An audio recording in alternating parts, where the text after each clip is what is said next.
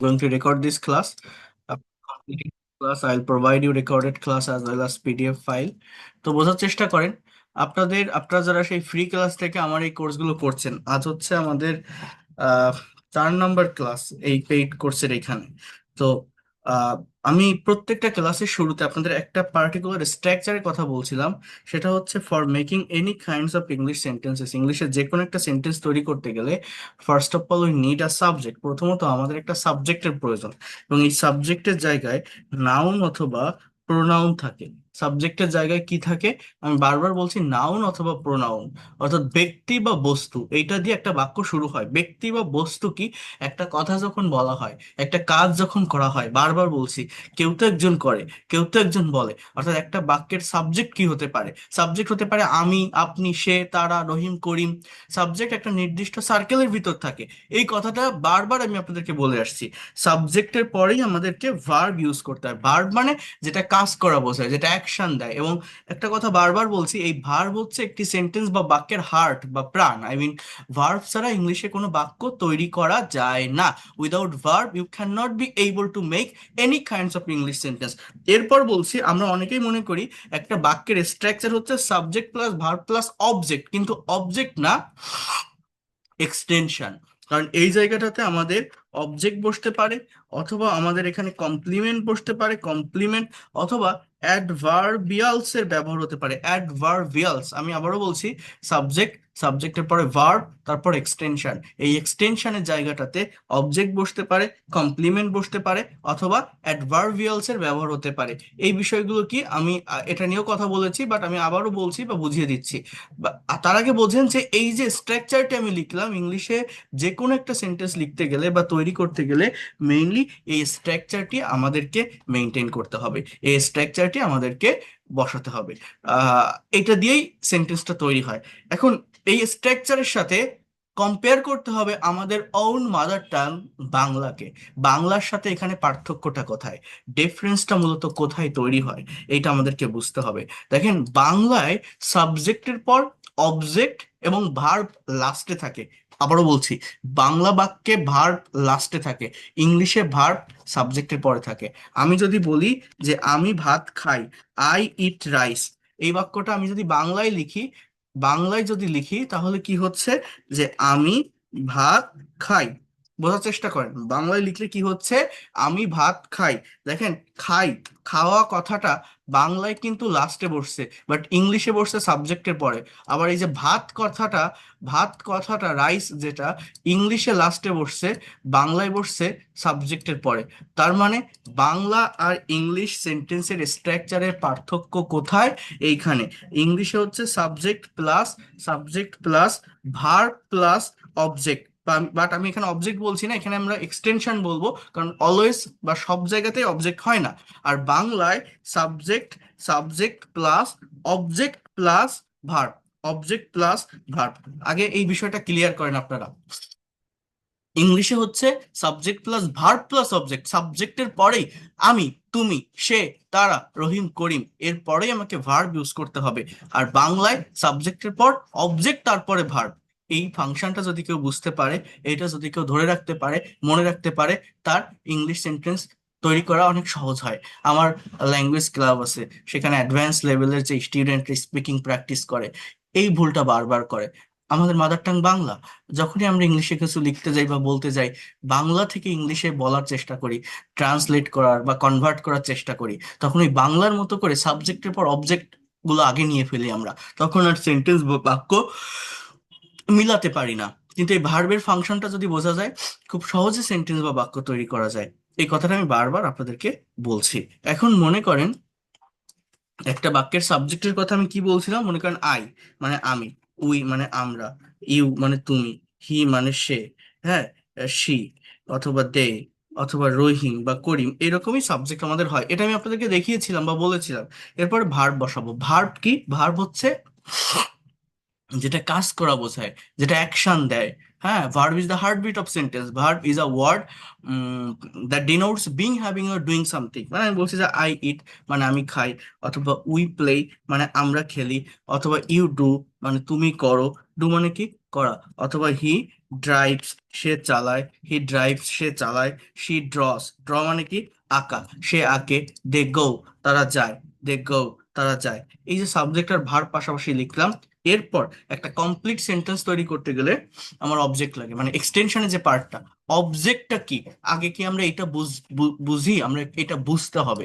Object হচ্ছে কোনো বাক্যের ভার্বকে, এই যে verb it, play, do, drive, এই ভার্বকে কি বা কাকে দ্বারা প্রশ্ন করলে, অর্থাৎ হোয়াট অ্যান্ড হুম দ্বারা প্রশ্ন করলে যে উত্তর পাওয়া যায় তাকে অবজেক্ট বলে। আবারও বলছি, কোনো বাক্যের ভার্বকে কি বা কাকে দ্বারা প্রশ্ন করলে যে উত্তর পাওয়া যায় তাকে অবজেক্ট বলে। মানে মনে রাখবেন, অবজেক্ট দুই প্রকার, একটা হচ্ছে ব্যক্তিবাচক, একটা হচ্ছে বস্তুবাচক। ভার্বকে হোয়াট দ্বারা প্রশ্ন করলে বস্তুবাচক বা ডাইরেক্ট অবজেক্ট পাওয়া যায়, ভার্বকে হোয়াট দ্বারা প্রশ্ন করলে বস্তুবাচক বা ডাইরেক্ট অবজেক্ট পাওয়া যায়। আর হুম দ্বারা প্রশ্ন করলে ব্যক্তিবাচক বা ইনডাইরেক্ট অবজেক্ট পাওয়া যায়। আই ইট আমি খাই, কি খাই, আই ইট রাইস আমি ভাত খাই। আমি যদি বলি হি, এবার গিভ মানে দেওয়া, আমি যদি বলি হি গেভ সে দিয়েছিল, সে দিয়েছিল, কাকে দিয়েছিল, হুম, হুম মি আমাকে, এটা একটা indirect object, he gave me a rose সে আমাকে একটা গোলাপ দিয়েছিল। এই বাক্যে দুটো অবজেক্ট আছে, কি দিয়েছিল, গোলাপ, আর রোজ এটা ডাইরেক্ট অবজেক্ট, মি হুম কাকে দিয়েছিল, হুম মি আমাকে, এটা ইনডাইরেক্ট অবজেক্ট। অর্থাৎ একটা বাক্যে দুটো অবজেক্টও থাকতে পারে, একটাও থাকতে পারে, দুটোও থাকতে পারে, একটাও থাকতে পারে। তাহলে অবজেক্ট কয় প্রকার, দুই প্রকার, কি কি, ডাইরেক্ট এবং ইনডাইরেক্ট, ডাইরেক্ট এবং ইনডাইরেক্ট। ভার্বকে হোয়াট দ্বারা কোশ্চেন করলে ডাইরেক্ট বা বস্তুবাচক অবজেক্ট পাওয়া যায়, হুম দ্বারা কোশ্চেন করলে ইনডাইরেক্ট বা ব্যক্তিবাচক অবজেক্ট পাওয়া যায়। ভার্বকে হোয়াট দ্বারা কোশ্চেন করলে বস্তুবাচক অবজেক্ট পাওয়া যায়। উই প্লে আমরা খেলি, কি খেলি, উই প্লে ফুটবল আমরা ফুটবল খেলি। একটা কথা মনে রাখবেন, সাবজেক্ট আর ভার্ব পাশাপাশি বসালে বাকি অংশটা অটোমেটিক্যালি চলে আসে, অটোমেটিক্যালি চলে আসে, সিচুয়েশন অনুযায়ী হয়ে যায়। আমরা খেলি, আপনি ফুটবল খেলেন, লুডো খেলেন, দাবা খেলেন, ক্রিকেট খেলেন, ভলিবল খেলেন, যা খেলেন আপনি বসান, ইউ ডু তুমি করো, আপনি যে কাজটা করেন সেটা বসান। হি ড্রাইভ সে চালায়, মানুষ চালায় কি, গাড়ি চালায়, তো সেইটাই আপনি বসান। সাবজেক্ট আর ভার পাশাপাশি বসালে বাকি অংশটা অটোমেটিক্যালি চলে আসে। এরপর আমি কি বলছিলাম, কমপ্লিমেন্ট। এই কমপ্লিমেন্ট জিনিসটা কি, কমপ্লিমেন্টের বাংলা অর্থ হচ্ছে পরিপূরক। কি বলছিলাম, কমপ্লিমেন্টের বাংলা অর্থ কি, পরিপূরক। পরিপূরক মানে কি, একটা বাক্যের শুরুতে অর্থাৎ সাবজেক্টের স্থানে যে ব্যক্তি বা বস্তু থাকে, শেষে এক্সটেনশনের স্থানেও সেই ব্যক্তি বা বস্তুই থাকে। মূলত যে বাক্যে অ্যামিজার অজয়ার বি ভার্ব গুলো মেইন ভার্ব হিসাবে বসে তাকে কমপ্লিমেন্ট যুক্ত সেন্টেন্স বলে। মূলত যে বাক্যে অ্যামিজার অজয়ার বি ভার্ব গুলো মেইন ভার্ব হিসাবে বসে তাকে কমপ্লিমেন্ট যুক্ত সেন্টেন্স বলে। For example, he is a teacher সে একজন শিক্ষক। এই বাক্যে যে লোকটা হি সেই টিচার, যে টিচার সেই হি। দে আর ফার্মার যারা দেয় তারাই ফার্মার, যারা ফার্মার তারাই দে। সাবজেক্টে যে আছে অবজেক্টেও তারা আছে, সাবজেক্টে যে আছে অবজেক্টেও তার সম্পর্কেই কথা বলছে। ভার্বটা কি, ইজ, ভার্বটা কি, আর, এরা মেইন ভার্ব, এই ছাড়া এখানে আর কোনো ভার্ব নেই, এগুলো প্রেজেন্ট ইনডিফিনিট টেন্সের সেন্টেন্স। হি ওয়াজ আ ইউটিউবার সে একজন ইউটিউবার ছিল, যে লোকটা হি সেই ইউটিউবার ছিল, যে ইউটিউবার সেই হি। আই অ্যাম হ্যাপি যে আই সেই হ্যাপি, যে হ্যাপি সেই আই। অর্থাৎ যে সাবজেক্টে থাকে অবজেক্ট বা এক্সটেনশনও তার সম্পর্কেই বলা হয়। বাট উই প্লে ফুটবল, যারা উই তারাই কি ফুটবল। আই ইট রাইস যে আই সেই কি রাইস না, কিন্তু যে হি সেই টিচার, যে টিচার সেই হি, যারা দে তারাই ফার্মার, যারা ফার্মার তারাই দে। এটা হচ্ছে পরিপূরক। অর্থাৎ সাবজেক্ট অবজেক্টের পরিপূরক, অবজেক্ট সাবজেক্টের পরিপূরক, দ্যাট ইজ কল্ড কমপ্লিমেন্ট। এই বাক্যগুলো এখানেই ফুল স্টপ। এই যে অ্যামিজার, এই ভার্বগুলোকে এই জন্য লিঙ্কিং বা কপিউলেটিভ ভার্বও বলা হয়। অর্থাৎ এরা সাবজেক্ট এবং এক্সটেনশনের ভিতরে একটা লিঙ্ক ক্রিয়েট করে, একটা ব্রিজ তৈরি করে। কি করে বলছি বলেন তো, একটা ব্রিজ, একটা লিঙ্ক ক্রিয়েট করে। এই জন্য এই অ্যামিজারকে বিভার্ব বলা হয়, অ্যাজ ওয়েল অ্যাজ লিঙ্কিং বা কপিউলেটিভ ভার্বও বলা হয়। হ্যাঁ, লিঙ্কিং ভার্ব বলে। তাহলে আশা করি কমপ্লিমেন্ট আপনারা বুঝতে পারছেন। এবার আসি অ্যাডভার্বিয়ালস। এই যে ভার্বকে হোয়াট অ্যান্ড হুম প্রত্যেকটা বিষয় বোঝেন, কি বা কাকে দ্বারা প্রশ্ন করলে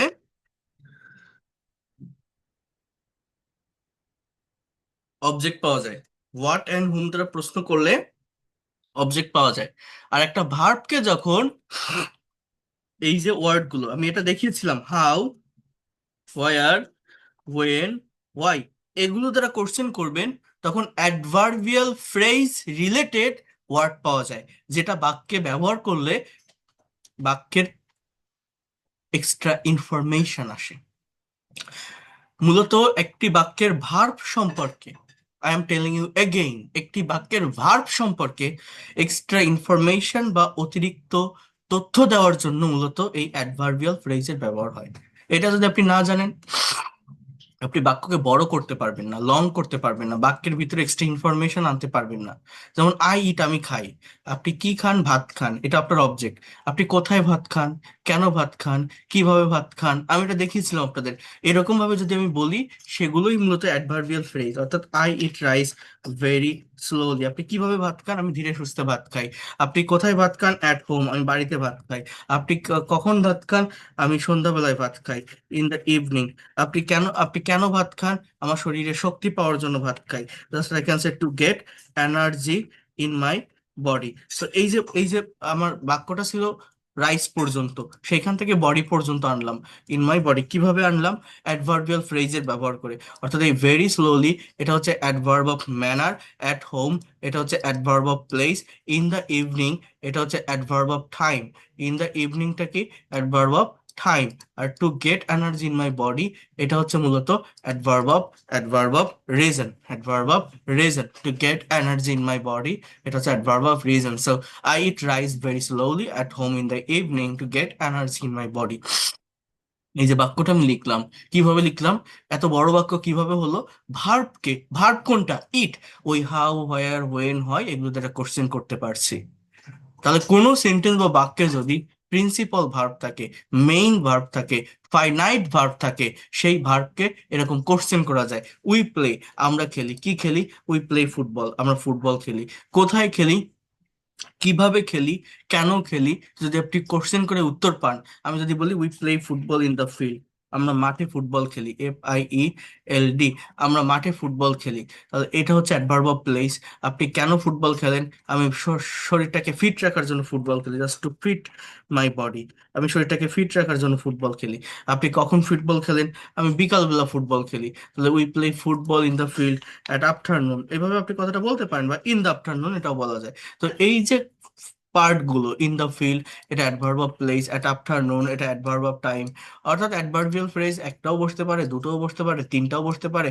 এটা সিচুয়েশন অনুযায়ী হয়ে থাকে। কি অনুযায়ী? সিচুয়েশন অনুযায়ী। তো এইভাবে একটা সেন্টেন্স বা বাক্য লং হয়, বড় হয়, সেন্টেন্স বা বাক্যের ভিতরে এক্সট্রা ইনফরমেশন যুক্ত হয়। তাহলে আমাদের ইংলিশে পার্টস অফ স্পিচ আছে কতগুলো? বোঝার চেষ্টা করেন। 8 প্রকার। কি কি? Noun, pronoun, adjective, verb, adverb, preposition, conjunction, interjection. এবার বোঝেন, নাউন প্রোনাউন কোথায় বসে? বাক্যের শুরুতে, সাবজেক্টের স্থানে। এই যে আই, উই, হি, শি, দে, এগুলো হচ্ছে মূলত না প্রোনাউন, বা রহিম, করিম, এগুলো নাউন। এর পরেই কি বসে? ভার্ব। সাবজেক্টের পরেই কি বসে? ভার্ব। ভার্ব কি করে? কাজ করে, অ্যাকশন দেয়। তাহলে ভার্ব, এটা হচ্ছে একটা পার্টস অফ স্পিচ। তাহলে আমরা নাউন প্রোনাউন পেলাম এবং ভার্ব পেলাম। অবজেক্টে কি বসে? মানে ভার্বকে যখন হোয়াট এবং হুম দ্বারা কোশ্চেন করবেন, কি বা কাকে দ্বারা, তখন আমার এই যে রাইস বা ফুটবল বসছে, বা এই যে টিচার বসছে বা ফার্মার বসছে, এগুলো কি? এগুলো নাউন না? তো অবজেক্টেও মনে রাখবেন, most of the time noun বা প্রোনাউন বসে। বাক্যের শুরুতে সাবজেক্টের স্থানে নাউন বা প্রোনাউন থাকে, অবজেক্টে নাউন বা প্রোনাউন থাকে।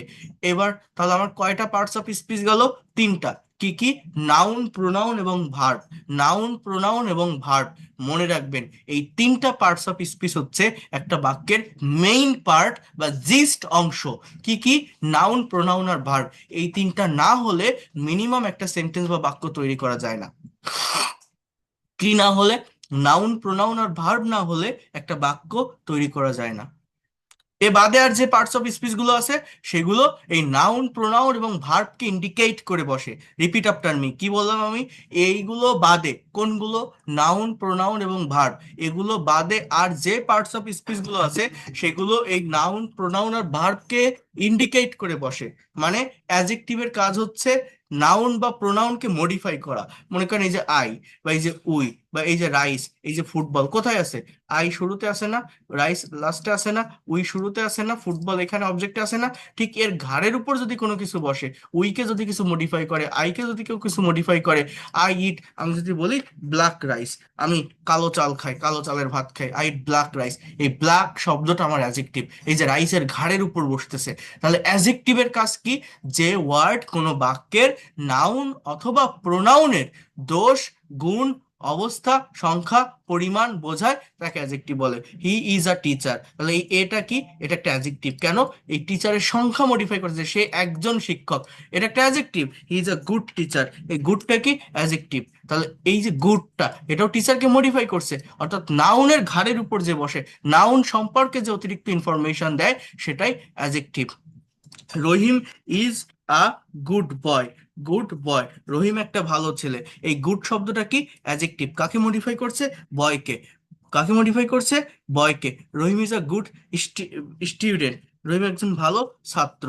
এখন আমি যদি বলি এই পাশে এই রহিমের ঘাড়ের উপরেও যদি কিছু বসান, এটাও তো একটা নাউন। এখানে যদি বসান যে আ পুয়ার বয়, আ পুয়ার বয়, হ্যাঁ, a P double R a poor boy, অর্থাৎ একটা গরিব ছেলে Rahim is a good student. এখানে মূলত আ পুয়ার বয় রহিম এতটুকু ধরেই সাবজেক্টের অংশ, বা এটাকে একসাথে নাউন ফ্রেজ বলা হয়। বাট এখানে মেইন ওয়ার্ড বা হেড ওয়ার্ড কোনটা? নাউন। এটাকে প্রি মডিফাই করছে এই তিনটা শব্দ, আ, পোর অ্যান্ড বয়। এই তিনটা শব্দই আলাদাভাবে স্পেসিফিকলি যদি বলি as a parts of speech, এগুলো মূলত অ্যাজেক্টিভ। এই রহিমকে মডিফাই করছে যে একটা ছেলে, একটা গরিব ছেলে, অর্থাৎ নাউন সম্পর্কে ইনফরমেশন দিচ্ছে আ পুয়ার বয়, এই তিনটা ওয়ার্ড। এই জন্য এই তিনটা ওয়ার্ডই অ্যাডজেক্টিভ। স্টুডেন্ট এটা জাস্ট একটা নাউন, এইটা সম্পর্কে ইনফরমেশন দিচ্ছে আ গুড। সো এই দুইটা শব্দ মূলত অ্যাডজেক্টিভ। তাহলে অ্যাডজেক্টিভের কাজ কি? এই শুরুতে হোক বা শেষে হোক, অর্থাৎ শুরুতে বা শেষে মূলত নাউন বা প্রোনাউন বসে, ঠিক তার ঘাড়ের উপর যে ওয়ার্ডটা বসে, তার ঘাড়ের উপর যে ওয়ার্ডটা বসে, নাউন প্রোনাউন সম্পর্কে এক্সট্রা ইনফরমেশন দিতে যে ওয়ার্ডটা বসে, নাউন প্রোনাউনকে যে ওয়ার্ড মডিফাই করে। নাউন প্রোনাউন কোথায় থাকে? শুরুতে আর শেষে, অর্থাৎ ভার্বের পরে অবজেক্টের স্থানে। এই পজিশন গুলো আগে বোঝেন, ঠিক তার আগে অ্যাডজেক্টিভ বসে। এবার অ্যাডভার্ব কোথায় বসে? অ্যাডভার্ব হচ্ছে যে ওয়ার্ড ভার্বকে মডিফাই করে। যেমন এই যে very slowly, at home, in the evening, energy in my body, এগুলো ফ্রেজ আকারে ধরলে, দেখেন ফ্রেজ জিনিসটা কি এটা বুঝতে হবে। পার্টস অফ স্পিচ মানে স্পিচের এক একটা পার্ট, মানে জাস্ট একটা শব্দ দ্বারা আইডেন্টিফাই করা হচ্ছে। যেমন অ্যাট, এটা একটা preposition, home as a word এটা একটা নাউন। কথাটা বোঝেন? এখন অ্যাট হোম একসাথে এটাকে বলা হয় প্রেপোজিশনাল ফ্রেজ বা অ্যাডভার্বিয়াল ফ্রেজ। কেন এরকম বলা হচ্ছে? ফ্রেজ মানে হচ্ছে এক গুচ্ছ ওয়ার্ড, এক গুচ্ছ ওয়ার্ড একটা মাত্র অর্থ প্রদান করে। তো সেটা আমি পরে বলবো। বাট আগে এটুকু বোঝেন যে অ্যাডজেক্টিভটা তো বুঝলেন যে নাউন প্রোনাউনকে মডিফাই করে, অ্যাডভার্ব কি?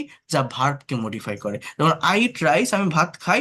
এবার ওই ভাত খাই, খাওয়া শব্দটাকে অতিরিক্ত ইনফরমেশন দিচ্ছে, খাওয়া শব্দ সম্পর্কে কথা বলছে যে খাওয়ার ধরনটা কি, কিভাবে খায়, বলছে আমি খুব ধীরে সুস্থে খাই। খাইটা কিভাবে?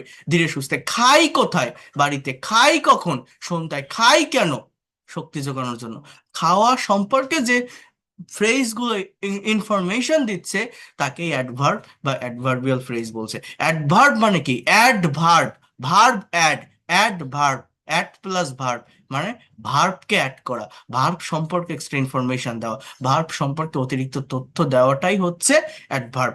নাউন প্রোনাউন সম্পর্কে অতিরিক্ত তথ্য দেওয়াটাই হচ্ছে অ্যাজেক্টিভ। অ্যাজেক্টিভ কখনো ভার্ব সম্পর্কে কথা বলে না, অ্যাডভার্ব কখনো নাউন প্রোনাউন নিয়ে কথা বলে না, নাউন প্রোনাউন সম্পর্কে অতিরিক্ত তথ্য বা ইনফরমেশন অ্যাডভার্ব কখনো দেয় না। তাহলে কি কি গেল? নাউন গেল, প্রোনাউন গেল, অ্যাডজেক্টিভ গেল, অ্যাডভার্ব গেল, চারটা গেল। এবার আসি প্রেপোজিশন। প্রেপোজিশন মূলত নাউন বা প্রোনাউনের পূর্বে অবস্থান করে, পূর্বে মানে আগে, প্লেসকে আইডেন্টিফাই করতে মোস্ট অফ দ্য টাইম এটার ব্যবহার হয়। এটার উপর আলাদা একটা ক্লাস আছে, সেটা আমি আলাদাভাবে আপনাদের দেখাই দিব। এরপর আর বাকি থাকে কি? কনজাংশন বা ইন্টারজেকশন। কনজাংশন হচ্ছে যখন কমপ্লেক্স বা কম্পাউন্ড সেন্টেন্স তৈরি করা হয়, এই যে অ্যান্ড, অর, বাট, দো, অলদো, তখন আলাদা দুইটা ওয়ার্ড, ক্লজ বা সেন্টেন্সকে কানেক্ট করার জন্য, জোড়া লাগানোর জন্য কনজাংশনের ব্যবহার হয়। হি is a good teacher and and writer. তাহলে ওই অ্যান্ড শব্দটা একটা কনজাংশন। যদি আমি এখানে লিখি ইন্টারজেকশন, এটা তো বাইরের একটা পার্ট, আল্লাহ, হুররে, এগুলো বোঝায়। But mainly parts of speech হচ্ছে নাউন, প্রোনাউন আর ভার্ব। তারপর কি, এই নাউন প্রোনাউনকে এক্সট্রা ইনফরমেশন দেয়, নাউন প্রোনাউনের ঘাড়ের উপর বসে, নাউন প্রোনাউনকে মডিফাই করে কে, অ্যাজেক্টিভ, আর অ্যাডভার্ব কি করে, ভার্ব সম্পর্কে ইনফরমেশন দেয়, ভার্বকে বাড়িয়ে বলে, ভার্ব নিয়ে কথা বলে। আর প্রেপোজিশন, এটা জাস্ট একটা প্লেসকে ইন্ডিকেট করে, একটা জায়গা, মূলত নাউন প্রোনাউনের পূর্বে এটা অবস্থান করে, প্লেস করে। এটা আমি দেখাবো। কনজাংশন ইন্টারজেকশন মূলত কিছুই না, ইটস নাথিং। আমি এই পর্যন্ত যে কথাগুলো বললাম, কেউ কি কোনো ধরনের কনসেপ্ট বা ধারণা পেয়েছেন? আমি কি একটু বোঝাতে পারলাম? এগুলো হচ্ছে মূলত সেন্টেন্সের অর্গানাইজেশন। বুঝতে পারছেন বুঝতে পারছি। জি মোটামুটি? স্যার। কোনো কনসেপ্ট পেয়েছেন? স্যার হয়েছে। স্যার আমাদের এক্সাম্পল গুলো একটু হার্ড করে দিয়েন, মানে হ্যাঁ, দিব দিব, একটু ইয়ে করেন, মিউট রাখেন, আমি দিব, সবই বলবো। তো এই গেল হচ্ছে একটা পার্ট। এবার আমি বিগত একটা ক্লাসে আমি আপনাদের কি বলছিলাম, যে আপনারা এখানে ভর্তি হয়েছেন ইংলিশ শিখবেন, স্পোকেন ইংলিশ শিখবেন, ইংলিশে কথা বলতে চান। এই স্পোকেন ইংলিশটা কি? এটা এই এই যেটা নিয়ে কথা বললাম, এই যে নাউন, প্রোনাউন, ভার্ব, অ্যাডজেক্টিভের ঘাড়ের উপর বসে অ্যাডভার্ব, ভার্ব সম্পর্কে ইনফরমেশন দেয়, এগুলো কিন্তু সেন্টেন্সের অর্গানাইজেশন, মানে একটা সেন্টেন্স কিভাবে গঠিত হচ্ছে। একটা সেন্টেন্স তৈরি করতে গেলে আমার ওয়ার্ডের প্রয়োজন, শব্দের প্রয়োজন, সেই শব্দগুলো কোন শব্দের সাথে কোন শব্দ কানেক্টেড বা রিলেটেড, এটা যখন আমি ডিটেলস প্যাসেজ করাবো তখন আরো স্পেসিফিকলি সবকিছু আমি বলে দিব, দেখাবো, অনেক কিছু পাবেন আপনারা, কনভারসেশন পাবেন, ইয়ে পাবেন, সবকিছু দেখতে পারবেন, সমস্যা নাই। কিন্তু এটা কি, এটা হচ্ছে সেন্টেন্সের অর্গানাইজেশন, রাইটিং এর পার্ট, মানে সেন্টেন্স কিভাবে গঠিত হয়, বাক্য কিভাবে বসে থাকে, তৈরি হয় কিভাবে, এটা হচ্ছে বিষয়। হ্যাঁ, তাহলে আমি এই স্ট্রাকচারটা আপনাদের বোঝাতে পারলাম যে কমপ্লিমেন্ট জিনিসটা কি, অবজেক্ট জিনিসটা কি, অ্যাডভার্বিয়ালসটা কি, এটা আপনারা বুঝলেন। এরপর হচ্ছে কি বলছি, যে আমাদের স্পোকেন ইংলিশ, ইংলিশে যে কথা বলবো, এই কথা বলাটা হচ্ছে মূলত ভার্বের উপর ডিপেন্ড করে। এটা হচ্ছে মূলত ভার্বের ফাংশন। ইউ ডু, সাবজেক্ট আর ভার্ব পাশাপাশি বসান, বাকি অংশটা অটোমেটিক্যালি চলে আসে। ইউ ডু দ্য ওয়ার্ক, তুমি কাজ করো। আমি তো এগুলো আগেও লিখছি, আপনারা দেখছেন। হি ড্রাইভস, সে চালায়, মানুষ চালায় কি, হি ড্রাইভস এ কার, সে একটা গাড়ি চালায়। শি ড্রস, সে আঁকে, কি আঁকে, শি ড্রস এ পিকচার, সে একটা ছবি আঁকে, পিএসিটি ওয়ার্ড, ছবি আঁকে। দে গো, তারা যায়, মানুষ যায় কোথায়, they go to the school, they go to school, তারা স্কুলে যায়। এই দেখেন, এই যে টু স্কুল লিখলাম না, এটা কিন্তু আমার কোনো অবজেক্ট না, কারণ ওই গো কে কি আপনি হোয়াট বা হুম দ্বারা কোশ্চেন করে কোনো উত্তর পান? যে কি যায়, কাকে যায়, না কোথায় যায়, ওয়ার, স্কুলে যায়। তো ভার্বকে হাউ, ওয়ার, ওয়েন, হোয়াই দিয়ে কোশ্চেন করলে অ্যাডভার্ব অফ প্লেস পাওয়া যায়। এই টু স্কুল কিন্তু কোনো অবজেক্ট না, এটা অ্যাডভার্ব অফ প্লেস, মানে এখানে ডিরেক্টলি অ্যাডভার্বই বসে গেছে ভার্বের পর, অবজেক্ট বসানো লাগেনি। কোনো কোনো জায়গায় অবজেক্টের পরে গিয়ে অ্যাডভার্ব বসে, কোনো কোনো জায়গায় অবজেক্ট মোটে নাও থাকতে পারে, কোনো কোনো জায়গায় দুটো অবজেক্টও থাকতে পারে, ব্যক্তি প্লাস বস্তু। তো যাই হোক, এখন স্পোকেন ইংলিশটা, এই যে ভার্বগুলো আমি লিখলাম, এই ভার্বগুলো সবই প্রেজেন্ট ফর্মে লেখা। ইট, প্লে, ডু, ড্রাইভ, ড্র, গো, এই যে প্রেজেন্ট ফর্মে ভার্বগুলো লেখা, তাই না? এখন ট্রাই টু আন্ডারস্ট্যান্ড হিয়ার, বোঝার চেষ্টা করেন। সাবজেক্টের পরে যে এই যে ভার্বগুলো আছে, যেটা প্রেজেন্ট ফর্মে লেখা, এরপর অবজেক্টটা বসছে, ইনস্ট্যান্টলি বসছে, আই ইট, আমি খাই, কি খাই, আমি ভাত খাই, এটা ব্ল্যাক না, আমি ভাত খাই, আই ইট রাইস। সো এটা অটোমেটিক্যালি আসতেছে। তো সাবজেক্ট একটা নির্দিষ্ট সার্কেলের ভিতর থাকে, ভার্ব বসাতে পারলে অবজেক্ট অটোমেটিক্যালি চলে আসে। কি বললাম? সাবজেক্ট একটা নির্দিষ্ট সার্কেলের ভিতর থাকে, ভার্ব বসাতে পারলে অবজেক্ট অটোমেটিক্যালি চলে আসে। তাহলে এখানে আমাকে জানতে হবে কোনটা, ভার্ব। আমাদের ল্যাঙ্গুয়েজ শেখার এক নাম্বার ভিত্তি হচ্ছে ভোকাবুলারি ডেভেলপ করা। ভোকাবুলারি বলতে আমাদের ভার্ব রিলেটেড ভোকাবুলারি গুলো শিখতে হবে। ভার্ব রিলেটেড ভোকাবুলারি, যার যত বেশি ভার্ব সম্পর্কে কনসেপ্ট বা ধারণা থাকবে, সে তত দ্রুত ল্যাঙ্গুয়েজটাকে ডেভেলপ করতে পারবে। ঠিক আছে? তাহলে ভার্ব কেন শিখবো? কারণ এই যে বাক্যগুলো, এই বাক্যগুলো সবই প্রেজেন্ট ইনডিফিনিট টেন্স বা সিম্পল প্রেজেন্ট টেন্সে লেখা। মানে অ্যাজ ইউজুয়াল কোন একটা কাজ হয়, রেগুলার হইতে হয়, প্রতিদিন হয়, আমি ভাত খাই, আমরা ফুটবল খেলি, তুমি কাজ করো, সে গাড়ি চালায়, সে ছবি আঁকে। বাট আমি কি বলছিলাম, আপনি যখন একজনের সাথে কথা বলবেন, স্পিকিং করবেন, তখন এরকম একটা স্টেবল পজিশনে কথাকে রেখে এগোতে পারবেন না, সময়ের পরিবর্তন করতে হয়। আমি যদি বলি তুমি কি ভাত খেয়েছো, তখন বলতে হবে হ্যাভ ইউ ইটেন রাইস। হ্যাঁ আমি খেয়েছি, আই হ্যাভ ইটেন রাইস। আমি ভাত খাবো না, I won't eat rice, or I will not it rice. আমি এখন ভাত খাচ্ছি, আই এম ইটিং রাইস নাও। এই যে পরিবর্তনটা হচ্ছে মূলত ভার্বের জায়গাটাতে হয়, টাইমের পরিবর্তনের সাথে সাথে। আমরা ইংলিশে কথা বলতে পারি না কেন, এটা নিয়ে আমি কি বলছিলাম, যে আমি বাংলায় যে কথাটা ভাবি, যে কথাটা ইংলিশে বলতে যাচ্ছি বা লিখতে যাচ্ছি, সেই টাইম অনুযায়ী ইনস্ট্যান্টলি ভার্বটাকে আমি ব্যবহার করতে পারি না, ভার্বের ফর্মটাকে ইউজ করতে পারি না বলেই ইংলিশে কথা বলতে পারি না। এইটা আমরা করা শিখব। এটার জন্য আমরা মূলত টেন্স শিখি, তাই না? টেন্স মানে কি? সময় বা কাল। ইংলিশে টেন্স আছে কয় প্রকার? 3 প্রকার। কি কি? Present, past, future. প্রত্যেকটা টেন্সের আবার কয়টা করে ভাগ আছে? 4টা। তাহলে টোটাল টেন্সের স্ট্রাকচার কয়টা? 12টা। এই 12টা স্ট্রাকচার মূলত কি? 12টা জায়গায় ভার্বের ফর্মেট চেঞ্জ। একটু বোঝেন, যেগুলো মোস্ট ইফেক্টিভ টেন্সের স্ট্রাকচার, যেগুলো আমাদের দরকার ডে টু ডে লাইফে। আমি যদি একটু লিখি, আপনারা এখানে একটু বোঝার চেষ্টা করেন। মনে করেন সাবজেক্ট প্লাস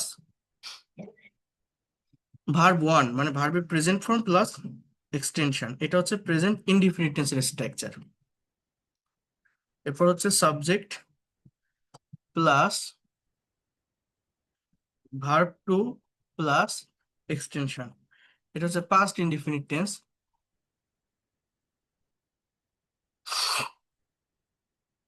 সাবজেক্ট, এরপর কি? প্লাস উইল প্লাস V1, কি হবে? Will plus verb 1 plus extension, এটা হচ্ছে future indefinite tense. Subject plus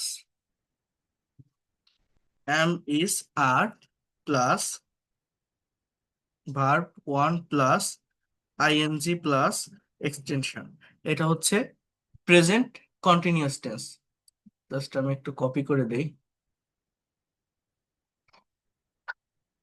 চেঞ্জটা কোথায় হচ্ছে? এই am is are এর জায়গায় আমি যখনই বলছি যে ওয়াজ অথবা ওয়ার, এটা পাস্ট কন্টিনিউয়াস হচ্ছে।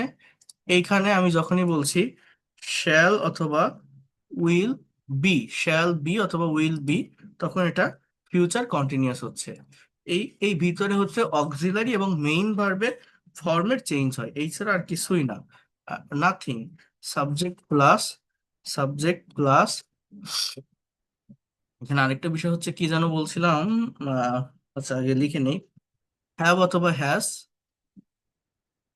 প্লাস ভার্ব 3, মানে ভার্বের past participle form plus extension, এটা হচ্ছে প্রেজেন্ট পারফেক্ট টেন্সের স্ট্রাকচার। তো এখানে আমি টোটাল 6টি টেন্সের স্ট্রাকচার লিখেছি, ট্রাই টু আন্ডারস্ট্যান্ড হিয়ার। এখানে আমি টোটাল কয়টি টেন্সের স্ট্রাকচার লিখছি? 6টা।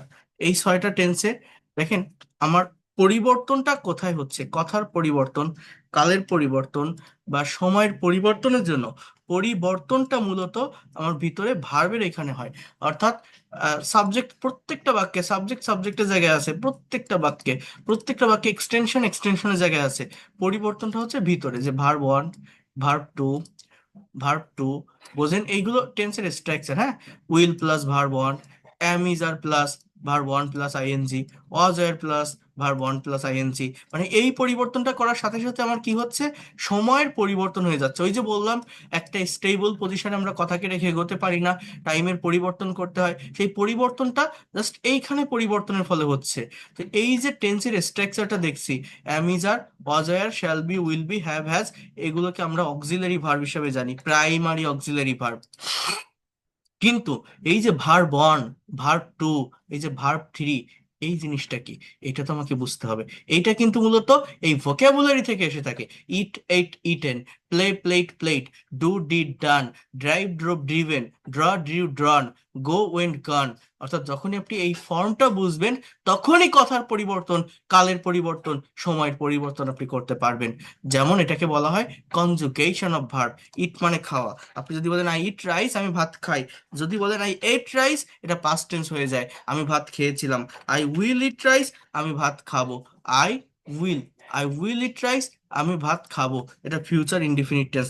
I am, E A T N G, eating rice, আমি ভাত খাচ্ছি, এটা present continuous. I was, eating rice, আমি ভাত খাচ্ছিলাম, এটা past continuous. I will be eating rice, I will be eating, হ্যাঁ, রাইস। আমি ভাত খেতে থাকবো, আমি ভাত খেতে থাকবো। অথবা আমি যদি এখানে বলি আই হ্যাভ ইটেন রাইস, আমি ভাত খেয়েছি। আই হ্যাভ ইটেন রাইস, আমি ভাত খেয়েছি।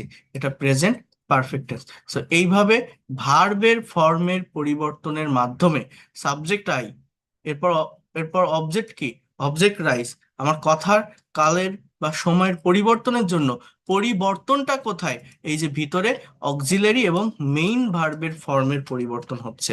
পরিবর্তনটা কোথায় হচ্ছে, ভিতরে অক্সিলারি এবং মেইন ভার্বের ফর্মের।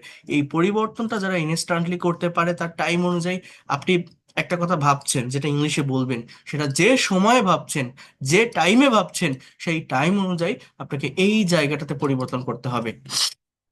যে আমি খাই, আই ইট, আমি খেয়েছিলাম, আই এট, আমি খাবো, আই উইল ইট, আমি খাচ্ছি, আই এম ইটিং, আমি খাচ্ছিলাম, আই ওয়াজ ইটিং, আমি খেতে থাকবো, আই উইল বি ইটিং, আমি খেয়েছি, আই হ্যাভ ইটেন। তাহলে আমি যদি বলি তুমি কি খেয়েছো, হ্যাভ ইউ ইটেন, তুমি কি খাইতেছো, আর ইউ ইটিং, তুমি কি খাচ্ছিলে, ওয়াই আর ইউ ইটিং, তুমি কি খেয়েছিলে, ডিড ইউ ইট। এটা ইন্টারোগেটিভ নেগেটিভের ব্যাপার, সেটা আমি পরে বলবো। তাহলে উই প্লে ফুটবল, আমরা ফুটবল খেলি। এখানে যদি আপনি এখন বলেন উই প্লেড ফুটবল, আমরা ফুটবল খেলেছিলাম। উই উইল প্লে ফুটবল, আমরা ফুটবল খেলবো। উই আর প্লেইং ফুটবল, বুঝতে পারছেন? We play, we will play, we are playing, we were playing, we will be will be playing, we have played football. তাহলে দেখেন তো আমাদের পরিবর্তনটা কোথায়, ভিতরে ভার্বের ফর্মে। পরিবর্তনটা কোথায় হচ্ছে, ভার্বের ফর্মে। পরিবর্তনটা কোথায় হচ্ছে, ভার্বের ফর্মে। Subject we, object of football. We play, আমরা খেলি। উই প্লেইড, আমরা খেলেছিলাম। উই উইল প্লে, আমরা খেলবো। উই আর প্লেইং, আমরা খেলতেছি। উই ওয়ার প্লেইং, আমরা খেলতেছিলাম। উই উইল বি প্লেইং, আমরা খেলতে থাকবো। উই হ্যাভ প্লেইড ফুটবল, আমরা ফুটবল খেলেছি। এই স্পোকেন ইংলিশ হচ্ছে মূলত এইটা।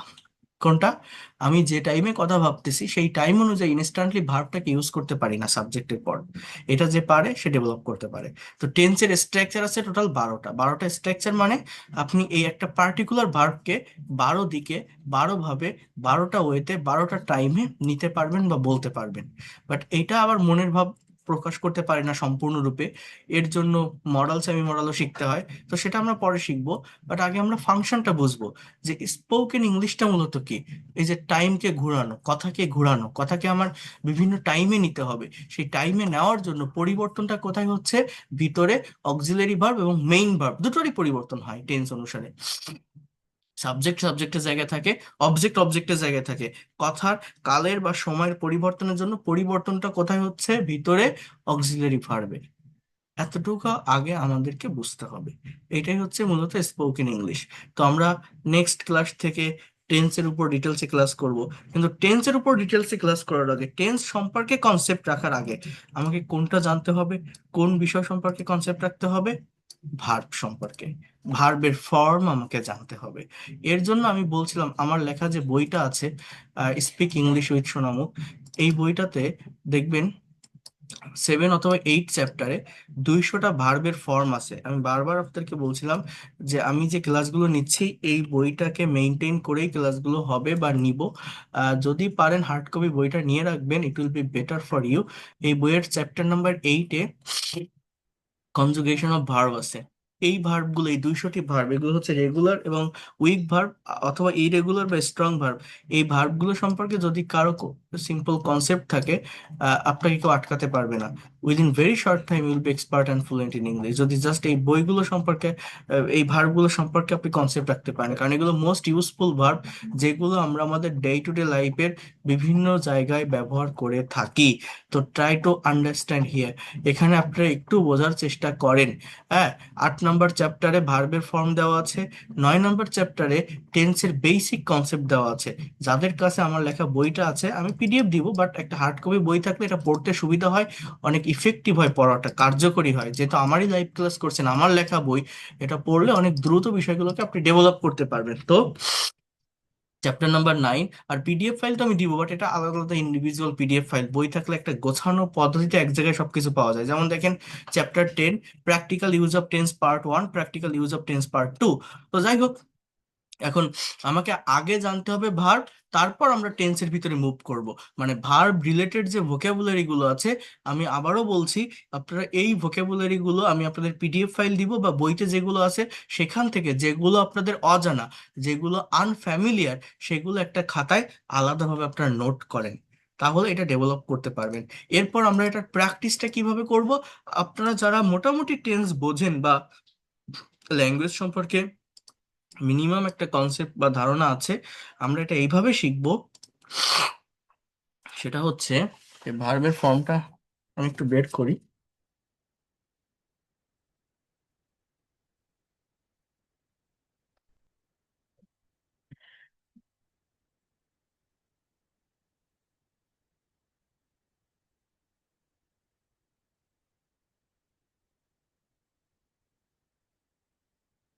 Just try to understand here.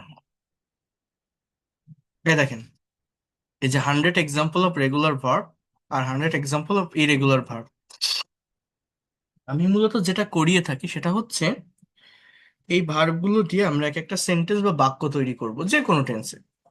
সেই বাক্যগুলো এমন ভাবে করব যাতে একটার সাথে একটা কানেক্ট হয়ে একটা গল্পে বা একটা স্টোরিতে পরিণত হয়। বিভিন্ন থিমের উপর স্টোরি হতে পারে, এটা ক্রিয়েটিভ মাইন্ড থেকে করতে হবে। বিভিন্ন থিমের উপর স্টোরি হতে পারে, এটা ক্রিয়েটিভ মাইন্ড থেকে করতে হবে। হ্যাঁ, স্টোরিটা তৈরি করে, স্টোরিটা তৈরি করে মানে আপনার রাইটিং এর জায়গাটাকে আপনি ক্লিয়ার করতে পারবেন, টেন্স এর ফাংশন গুলোকে আপনি চর্চায় রাখতে পারবেন। এটা হচ্ছে 1 নম্বর বিষয়। 2 নম্বর বিষয় হচ্ছে, এই ওয়ার্ড গুলোকে যদি আপনি অ্যাপ্লাই করেন, তাহলে আপনি আর ভুলবেন না এদের ব্যবহারটা। মানে আপনি যদি গতানুগতিক ধরে মুখস্থ করে যান, যে অ্যাকসেপ্ট মানে গ্রহণ করা, অ্যাক্ট মানে আচরণ করা, অ্যাচিভ মানে অর্জন করা, অ্যাডমায়ার মানে প্রশংসা করা, অ্যাডভাইস মানে উপদেশ দেওয়া, এইভাবে পড়ে গেলে এটা ওইরকম অ্যাকচুয়াল ডেভেলপমেন্টটা আসে না। কিন্তু আপনি যদি এটা থেকে একটু টাইম দিয়ে গল্প তৈরি করতে পারেন, মনে করেন এই যে কয়েকটা ভার্ব আছে, এই ভার্ব গুলোকে আমি এক জায়গায় করলাম। ফর এক্সাম্পল, আমি ভার্বগুলোকে এখানে নিলাম। অ্যান্সার মানে উত্তর দেওয়া, আমি সিম্পল একটা সেন্টেন্স তৈরি করলাম যে আই অ্যান্সার, বা আই অ্যান্সার, আমি উত্তর দিয়েছিলাম। এবার কিসের উত্তর দিয়েছিলাম? সাবজেক্টের পর এই অ্যান্সারের পাস্ট ফর্ম অ্যান্সার লিখলাম, V2। এবার কিসের উত্তর দিয়েছিলাম? যে কোনো একটা অবজেক্ট তোমাকে বসাতে হবে। ওই যে আমি আপনাদের একটা কথা বলছিলাম না, যে সাবজেক্ট আর ভার্ব পাশাপাশি বসলে বাকি অংশটা অটোমেটিক্যাল চলে আসে। এখন আমি যদি বলি I answer their all question, all, আমি প্রথমে একটা সাবজেক্ট পেয়েছি, এরপর ভার্ব বসালাম, এরপর ব্রেনে যা আসছে সেইভাবে একটা অবজেক্ট আনলাম। আমার যে কোন থিমের উপর হবে, কি হবে, আমি এখনো কোনো কিছু নিজেও বুঝতেছি না, এটা আমি বুঝতে পারবো কখন? দেখি আর দুই একটা সেন্টেন্স করে দেখি। যেমন অ্যাপেয়ার মানে প্রদর্শিত হওয়া, অ্যারেঞ্জ মানে আয়োজন করা, অ্যারাইভ মানে পৌঁছানো, আস্ক মানে জিজ্ঞাসা করা, অ্যাটাক মানে আক্রমণ করা। মনে করেন এই ভার্বগুলো দিয়ে আমি যে কোনো একটা থিমের উপর ভার্বগুলোকে এমন ভাবে ব্যবহার করব একটা গল্পে পরিণত হয়। ফর এক্সাম্পল অ্যারেঞ্জ, আমি যদি এই ভার্বটা দিয়ে একটা শুরুতে সেন্টেন্স লিখি, যে এটা এখানে থাক, আমি মনে করি এখানে একটা সেন্টেন্স লিখলাম যে আ সোশ্যাল অর্গানাইজেশন, দেখেন এটা কি সাবজেক্ট, একটা সামাজিক সংগঠন, এটা একটা সাবজেক্ট। কি লিখলাম? আ সোশ্যাল অর্গানাইজেশন, একটা সামাজিক সংগঠন। এবার একটা ভার্ব নিলাম, অ্যারেঞ্জড, আয়োজন করেছিল, অ্যারেঞ্জড, আয়োজন করেছিল, আ quiz competition.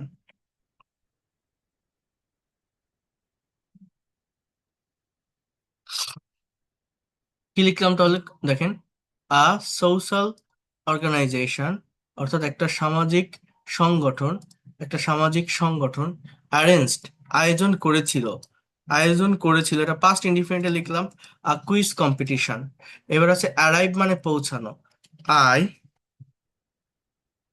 Arrived there on time, আমি সেখানে সময় মতো পৌঁছেছিলাম। অ্যারাইভ মানে কি, পৌঁছানো। এবার এখানে একটা ভার্ব আছে দেখেন, অ্যাটাক মানে আক্রমণ করা। এই ওয়ার্ডটাকে আপনি এইটার ভিতর নিয়ে আসবেন কিভাবে, যেমন আপনি এরকম বলতে পারেন, when I was going there, যখন আমি সেখানে যাচ্ছিলাম, when I was going there some criminals, কিছু সন্ত্রাসী অ্যাটাকড মি, আমাকে আক্রমণ করেছিল। When I was going there some criminals attacked me, কিছু সন্ত্রাসী আমাকে আক্রমণ করেছিল। But but I reached there safely, কিন্তু আমি সেখানে নিরাপদে পৌঁছে গিয়েছিলাম বা পৌঁছেছিলাম। I reached there safely. After going there দেখেন, অ্যাপিয়ার মানে প্রদর্শিত হওয়া। সো আফটার গোয়িং দেয়ার, এগুলোকে বলা হয় লিঙ্কিং ওয়ার্ড বা ট্রানজিশনাল ওয়ার্ড। হ্যাঁ, যে কোনো প্যারাগ্রাফের ভিতরে এরকম লিঙ্কিং বা ট্রানজিশনাল ওয়ার্ডের ব্যবহার করলে সেন্টেন্সগুলো অনেক স্ট্যান্ডার্ড হয়। আফটার গোয়িং দেয়ার এটাকে বলা হয় একটা অ্যাডভার্বিয়াল ফ্রেজ বা প্রেপোজিশনাল ফ্রেজ, যে সেখানে যাওয়ার পর। কি, সেখানে যাওয়ার পর, এটা একটা ফ্রেজ কিন্তু, হ্যাঁ, এটা কোনো কন্টিনিউয়াস টেন্স না বা গোয়িং কোনো মেইন ভার্ব না, জাস্ট একটা phrasal word. After going there, সেখানে যাওয়ার পর,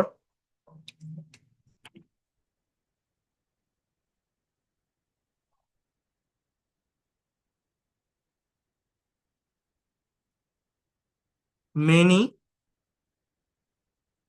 কোশ্চেন্স অর্থাৎ অনেক প্রশ্ন, হ্যাভ বিন, এখানে একটা ভার্ব আছে না, appear, APPEAR, have been appear in front of me, in front of me. কি লিখলাম, যে সেখানে যাওয়ার পর আমার সামনে অনেকগুলো কোশ্চেন বা প্রশ্ন প্রদর্শন করা হয়েছিল, মেনি কোশ্চেন্স। এটা হচ্ছে প্যাসিভ ভয়েস, হ্যাঁ, এই জন্য এই হ্যাভ বিন প্লাস আমি V3 লিখলাম। Many questions have been appeared in front of me, আমার সামনে অনেক কোশ্চেন প্রদর্শন করা হয়েছিল। দেন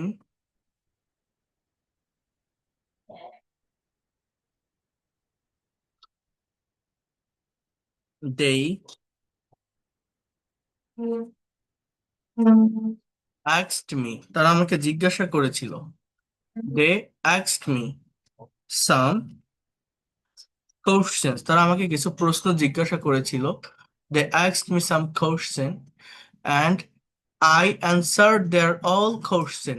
দেখেন, এখানে সাবজেক্ট কে আই, ভার্ব কে অ্যান্সার্ড, আই অ্যান্সার্ড দেয়ার, তাদের, অল কোশ্চেন, সমস্ত প্রশ্নের উত্তর আমি দিয়েছিলাম প্রপারলি। এটা হচ্ছে একটা অ্যাডভার্ব, প্রপারলি। হ্যাঁ, প্রপারলি মানে কি, সঠিকভাবে, ভালোভাবে। তাহলে এটা কাকে মডিফাই করছে, ওই অ্যান্সার কে, এই জন্য এটাকে বলছে adverb. I answered their all question properly. আর কোনটা বাকি আছে, answer, appear, arrange, arrive, ask, attack. তাহলে একটা এন্ডিং সেন্টেন্স আমি এরকম নিয়ে আসতে পারি, after that I got first prize from the quiz competition, বলতে পারি না, আই গট ফার্স্ট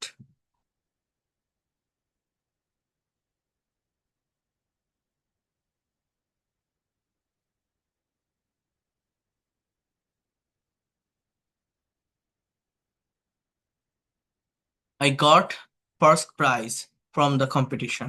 তো যাই হোক, এই যে একটা মানে আমি আমার চেষ্টাটা কি থাকবে, যে আমি কিছু পার্টিকুলার ভার্ব সিলেক্ট করব। এই ভার্বগুলোকে আমি এমন ভাবে ব্যবহার করব, এই ভার্বগুলো দিয়ে আমি সেন্টেন্স বা বাক্য তৈরি করব। বাক্যগুলোকে এমন ভাবে তৈরি করব যাতে একটার সাথে একটা কানেক্ট হয়, হ্যাঁ, একটা গল্পে পরিণত হয়।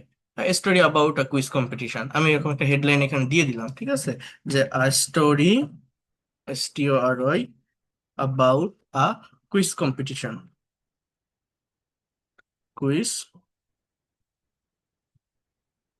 কম্পিটিশন, এরকম আমি লিখলাম। লেখার পর বোঝার চেষ্টা করেন, আমি চেষ্টা করছি যে এই ভার্বগুলোকে কমন রেখে সেন্টেন্স তৈরি করা, সেন্টেন্সগুলোকে একটা গল্পে পরিণত করা।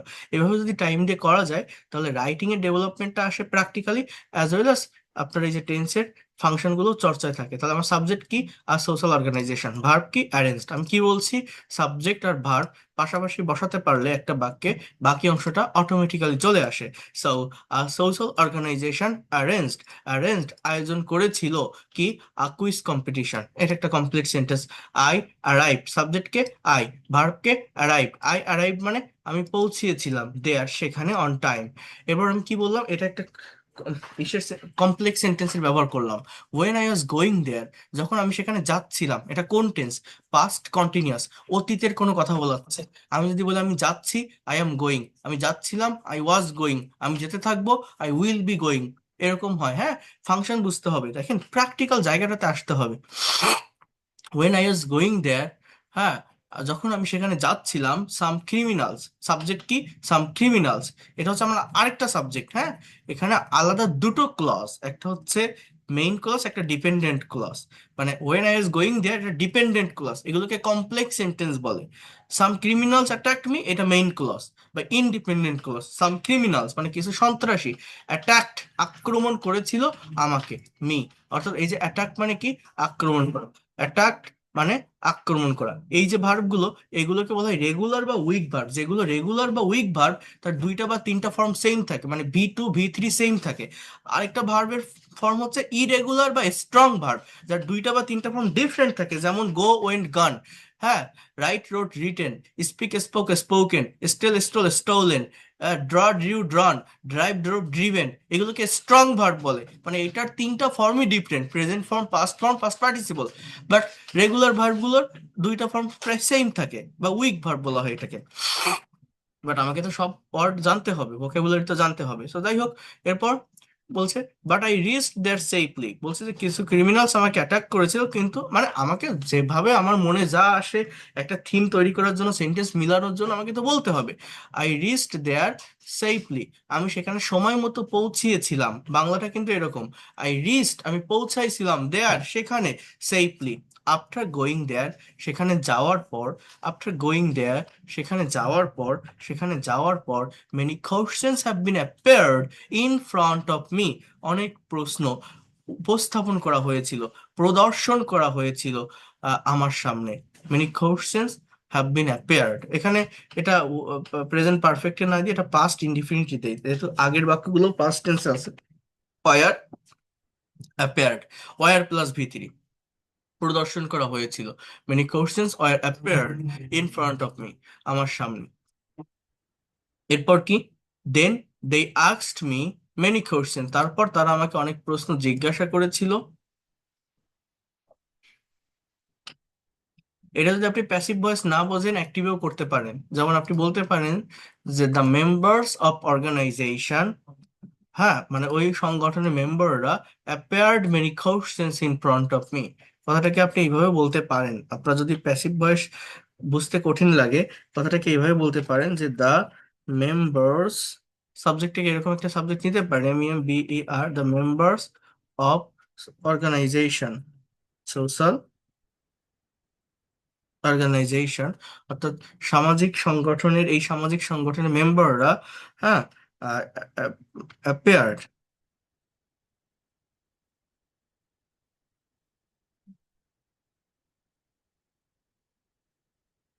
the members of social organization appeared many question, অর্থাৎ উপস্থাপন করেছিল বা প্রদর্শন করেছিল।